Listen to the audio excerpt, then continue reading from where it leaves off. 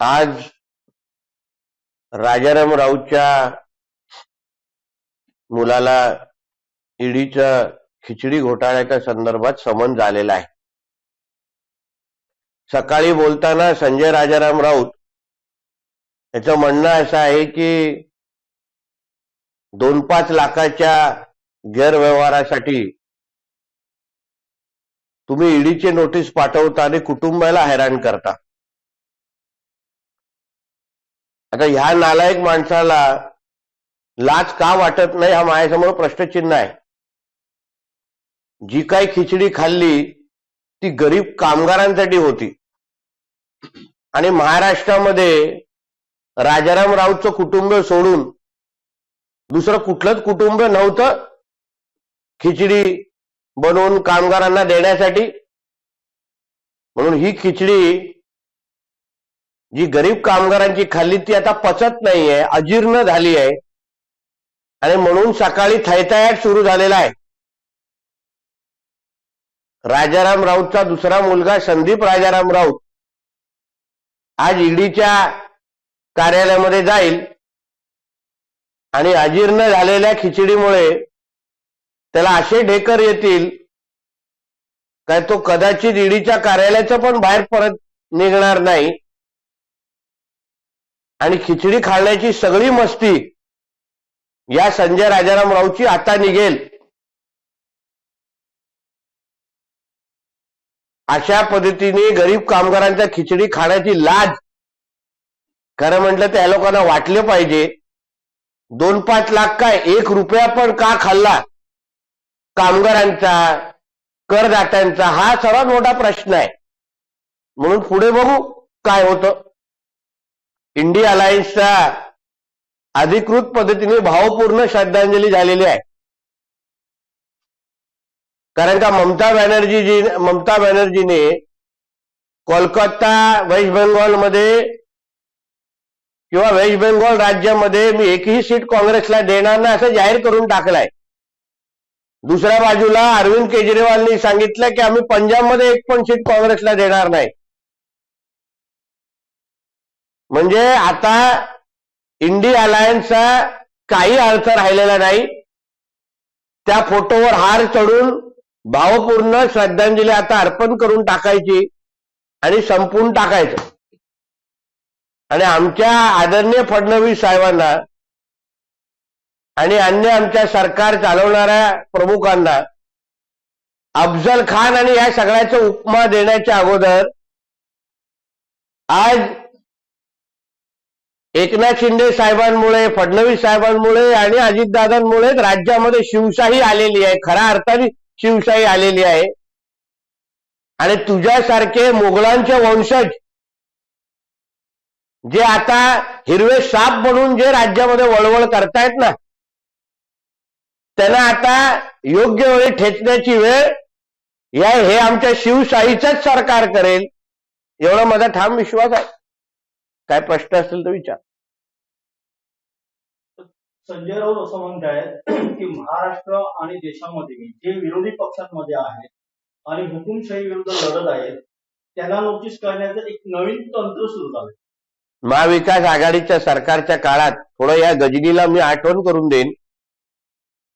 कदाचित आमिर खान सारख्या गजनी पिक्चर मध्ये अंगावर लिहून ठेवावं की महाविकास आघाडीचं सरकार असताना फक्त भारतीय जनता पक्ष त्याच नेत्या मंडळांना मग मुंबई आणि महाराष्ट्र पोलीस का अटक करायचे, का केसेस टाकायचे.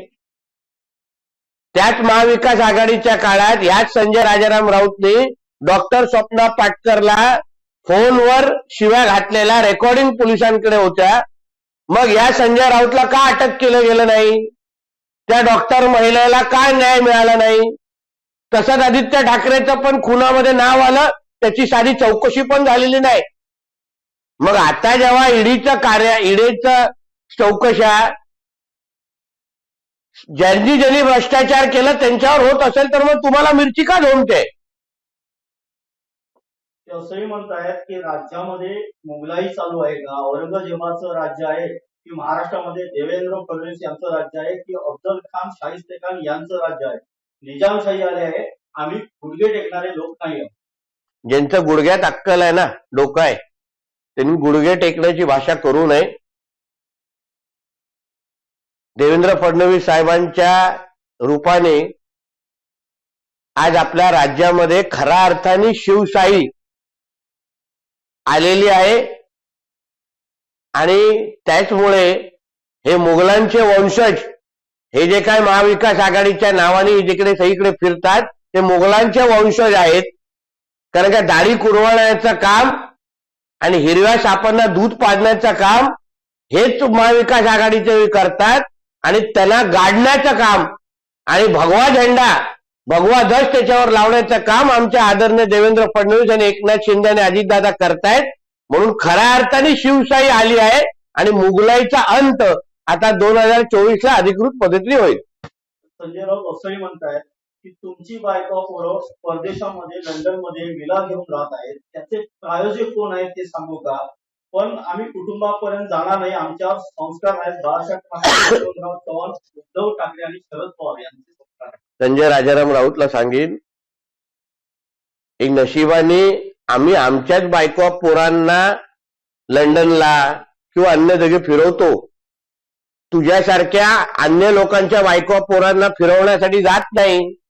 गोरेगावच्या रॉयल फार्म्स मध्ये राहत नाही. तू कुठे कुठे बायका दुसऱ्यांच्या बायका पोरांबरोबर काय काय करतो ह्याचं जरा अगर यादी द्यायची असेल ना तर मग आम्ही निश्चित पद्धतीने वेगळी पत्रकार परिषद घेऊ शकतो. म्हणून बाळासाहेब ठाकरेंच्या संस्काराबद्दल तू तरी बोलू नकोस. तर तुझ्या घरातल्या लोकांना विचार की तू कुठे कुठे कोणाच्या बायका पोरांबरोबर काय कार्यक्रम चालू असतात आणि मग पुढच्या गोष्टी दुसऱ्यांना उदाहरणं दे. आणि थोडी कमी माहिती असेल तर मी पत्रकार परिषद घेऊन वेगळी द्यायला तयार आहे. लढाई आमच्याशी आहे, तुम्ही आमच्याशी लढा. नामर्द आहात तुम्ही, असंही संजय राऊत म्हणतात. नामर्दची भाषा ही संजय राजारामच्या तोंडी बरं वाटत नाही आणि लढाई ही तुमच्याशीच आहे आणि तुमच्याशीच मर्दांसारखे आम्ही लढतोय. फक्त तुम्ही खिचडीचे पैसे तुझ्या मुलीच्या अकाउंटमध्ये मग कशाला फिरवले? बायका पोरांना तुम्ही मध्ये आणायचं आणि मग कारवाई झाल्यानंतर शेमड्यासारखं राहायचं. ह्याला मर्द म्हणत नाही. आणि मर्द आणि संजय राजाराम राऊत ह्याच्यामध्ये काही साम्य नाही. तुम्ही रामाची पूजा करता, सत्यवचने राम तुमचा वध करणार आहे असं संजय राऊत. जाऊन दे आता काय, सक्का भाऊ अटक होण्याची भीती निर्माण झालेली आहे आणि अटक होणं हे अटळ आहे. खिचडी अजीर्ण झालेली आहे, खिचडी पचलेली नाहीये. म्हणून आता नसबंदी झाल्यावर प्रत्येक भटका कुत्रा असा तडफड करतो.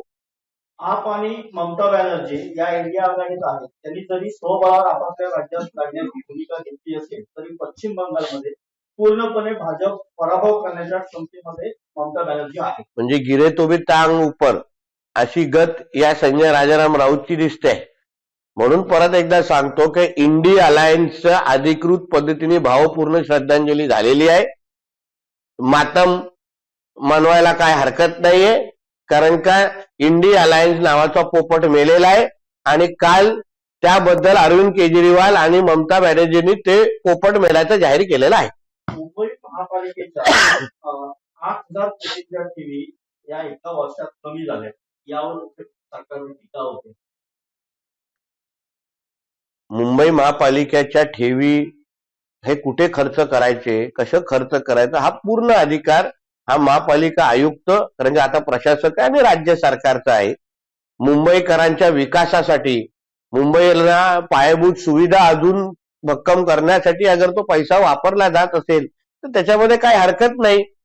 ती काय ठाकरे प्रायव्हेट लिमिटेड कंपनी नाही आहे की फिक्स डिपॉझिट फक्त ठाकरेंच्या मातुश्रीवरच पहिल्यासारखे खर्च व्हावेत.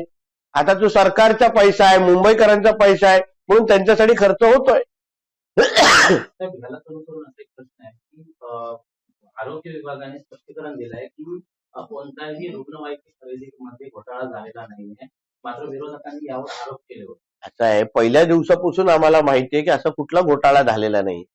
पण आमच्या हे जे काय संजय राजाराम राऊत आणि त्याच्या मालकाला दुसरे काही धंदे राहिलेले नाहीये. म्हणून त्याच्यातली एक अँब्युलन्स पाहिजे तर ह्यांना हॉस्पिटलमध्ये ऍडमिट करण्यासाठी आम्ही पाठवून देतो मातोश्रीवर, जावं तिथे फिरत बसावं, कारण अवस्था तशीच झालेली आहे अँब्युलन्स मध्ये फिरण्यासारखी. तेव्हा राष्ट्रवादी आमदार अपात्रता सुनावणी आहे, या शरद पवार, सुप्रिया सुळे विधानसभेत दाखल झाले. चांगली गोष्ट आहे. तर शेवटी राहुल नार्वेकरजी दोन्ही बाजू ऐकल्यानंतर कायद्याच्या चौकटीमध्ये राहूनच जसा शिवसेनेचा निर्णय घेतला तसा राष्ट्रवादी काँग्रेसचा निर्णय घेतील. आणि मला विश्वास आहे आमच्या अजितदादांनाच अधिकृत राष्ट्रवादीचा ताबा भेटेल, कारण का राष्ट्रवादी वाढवण्यामध्ये, राष्ट्रवादी भक्कम करण्यामध्ये कोणी कितीही बोलून दे, कागदा पलीकडे खरं श्रेय हे अजितदादांनाच जातं आणि त्याच्यावरच शिक्कामोर्तब होईल असा माझा ठाम विश्वास आहे. 2019ला निवडणुका तोंडावर असताना शरद पवारांना ईडीची नोटीस मिळाल्याची चर्चा होती, तेव्हा भाजप यंत्रणांचा गैरवापर करते म्हणून अजित पवारांना अश्रू अनावर झाले होते. आता ते चित्र बदललं आहे ना, कारण का आता अजितदादांनी योग्य वेळी योग्य निर्णय घेतलेला आहे आणि म्हणून मला विश्वास आहे अजितदादांनी कुठल्याही पद्धतीचा काही गैरव्यवहार नाही केल्यामुळे असं मला वाटतं की त्यांना काही चिंता करण्याची गरज नाही. उद्धव ठाकरे 2 दिवसाच्या कोकण दौऱ्यावर येत आहेत, संवाद यात्रा काढतायत 4 आणि 5 फेब्रुवारी. कोकणाच्या जेव्हा सत्ता होती तेव्हा कोकणासाठी एक दमडीही दिली नाही, कोकणाच्या विकासाला काही हातभार लावला नाही, तेव्हा कोकणाकडे ढुंकून पण पाहिलं नाही. आणि म्हणून आज त्यांना संवाद करण्यासाठी पण लोक समोर भेटतील का हा माझ्यासमोर प्रश्नचिन्ह आहे.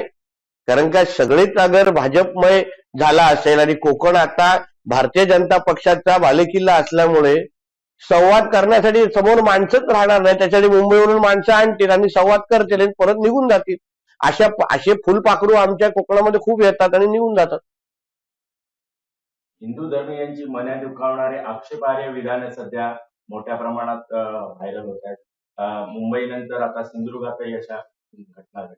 एक लक्षात घ्या, हिंदू समाजाच्या विरुद्ध आणि जिहादी विचाराचे लोक जिथे जिथे टोकाची भूमिका घेतील तिथे तिथे त्यांना ठेचून काढण्याचं काम हिंदू समाज निश्चित पद्धतीने करेल.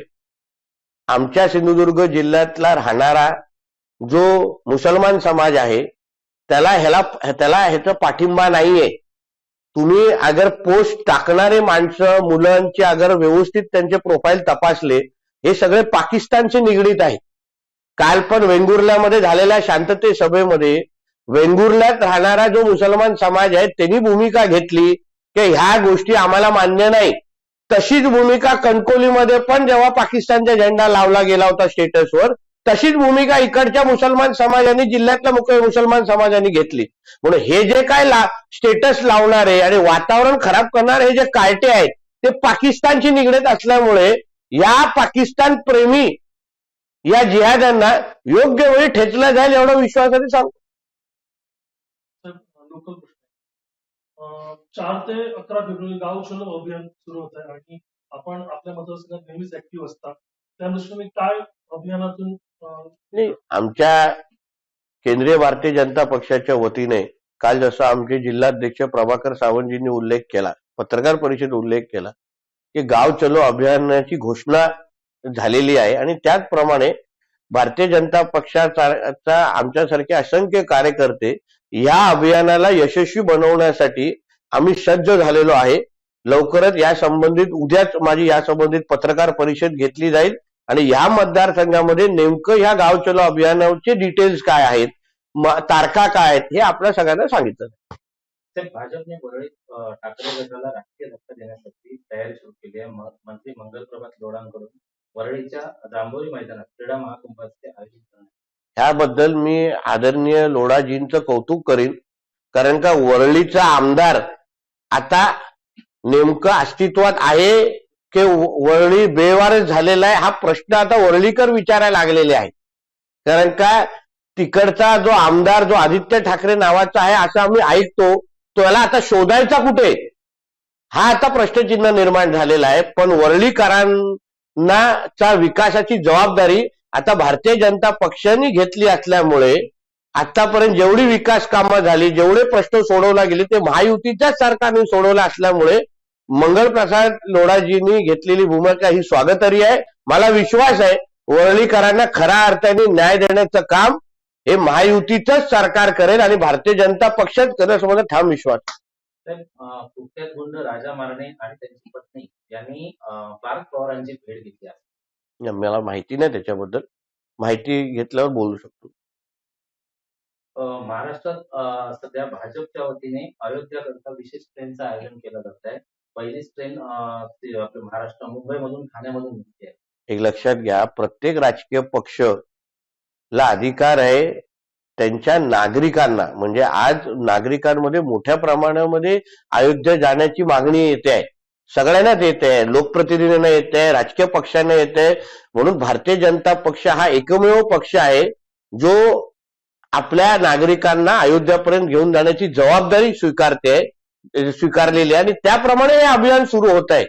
मला आश्चर्य वाटतंय की हिंदुत्वाच्या नावाने बोंबलणारे जे अन्य पक्ष आहेत, जे स्वतःला उबाटा फवाटा भगवे कपडे बिपडे घालतात, त्यांना अशा पद्धतीची ट्रेन सोडायला का वाटत नाही?